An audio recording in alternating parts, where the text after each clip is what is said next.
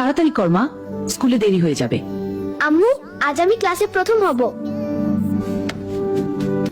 পাশের ফ্ল্যাটের ভাড়াটিয়া সোহেল রানা। বাইরে স্বাভাবিক হলো মানুষ মনে হলেও। রামেসা, এদিকে আসো, তোমার জন্য চকলেট রেখেছি। সত্যি আঙ্কেল?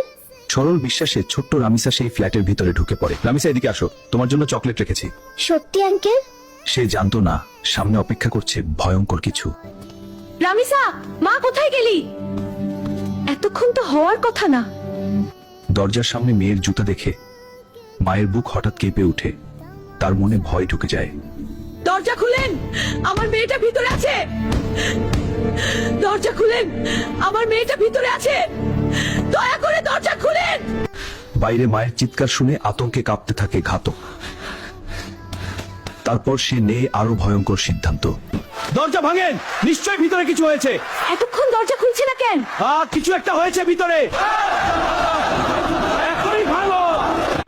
বাইরে মানুষের চিৎকার বাড়তেই থাকে, আর ভিতরে আতঙ্কে নিজের অপরাধ লুকানোর চেষ্টা করতে থাকে ঘাতক। সবাই দরজা ভাঙার চেষ্টা করার আগেই গ্রিল কেটে জানালা দিয়ে পালিয়ে যায় সোহেল রানা।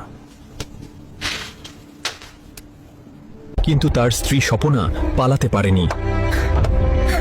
জনতা তাকে আটকে পুলিশের হাতে তুলে দেয়। কেউ কিছু স্পর্শ করবেন না, পুরো ফ্ল্যাট তল্লাশি করা হবে। প্রযুক্তির সহায়তায় মাত্র 10 ঘন্টার মধ্যেই নারায়ণগঞ্জ থেকে ধরা পড়ে প্রধান আসামি।